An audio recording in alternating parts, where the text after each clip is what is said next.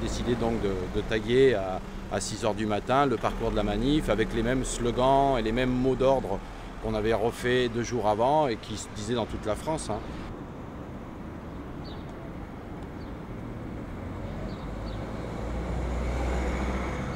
On a été interpellés à 6 h du matin par 2 voitures de police. On a été convoqués pour la comparution immédiate, vous savez, la reconnaissance de culpabilité. Ouais, on a refusé. Ce qu'on a refusé de faire, parce que pour nous, encore une fois, on était dans un acte revendicatif de militants, donc il n'y avait aucune raison qu'on reconnaisse une quelconque culpabilité. Donc en accord avec les instances, les avocats, on a refusé d'y aller.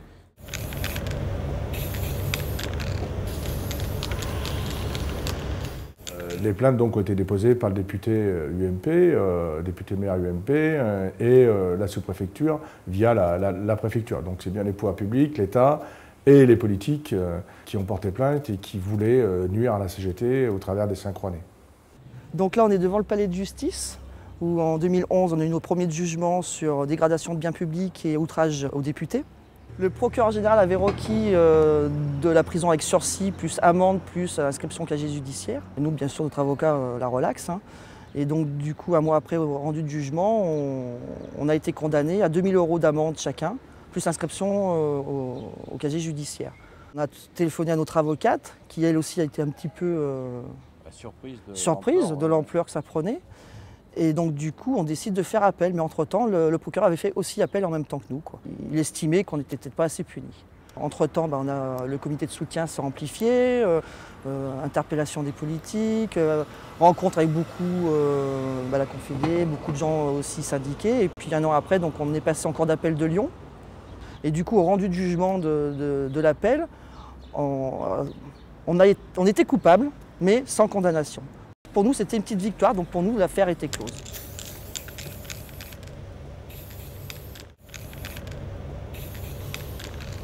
Malheureusement, la justice étant ce qu'elle était, le contenu et le gouvernement de l'époque, les pressions, on s'est retrouvés à être convoqués pour aller donner notre ADN comme des vulgaires criminels.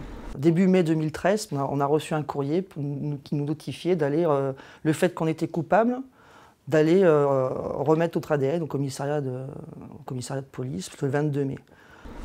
Et là, ça a été la goutte d'eau qui a fait déborder le vase pour nous. Ça, on a très très mal vécu. Mais ça tombait au moment de la loi d'amnistie, qui avait été au mois de février votée au Sénat. Et comme par hasard, on est convoqué au moment où ça doit passer à l'Assemblée, pratiquement une semaine après ou avant, je ne me rappelle plus exactement. Donc c'est pas anodin. Quand on a reçu cette convocation pour prise d'ADN, donc pour nous c'était se retrouver à l'arrière dans un fichier où on fiche des délinquants sexuels et des criminels.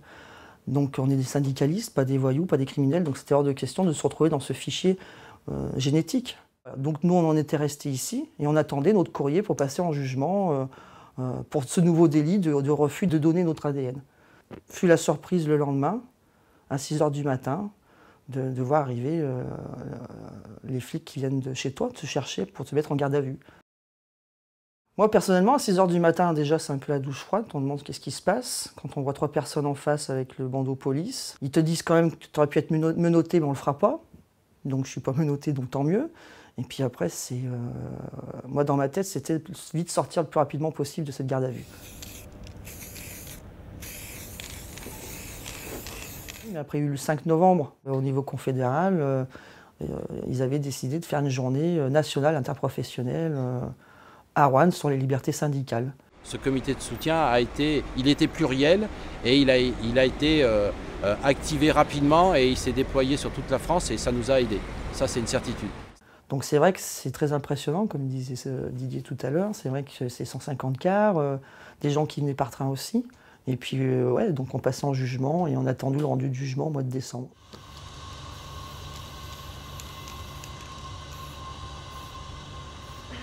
Donc on était relaxés. Et en fait, le procureur général de Lyon a refait appel de la relaxe. Pas dans les bons délais.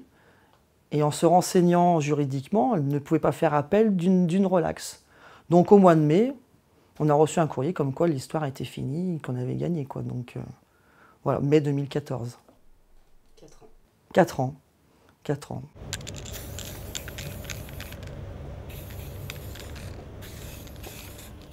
Moi, c'est positif et ça me donne encore plus envie de me battre. Ils ne sont pas réussi, moi, à dire j'irai ailleurs, j'arrête tout. Ça, c'est hors de question.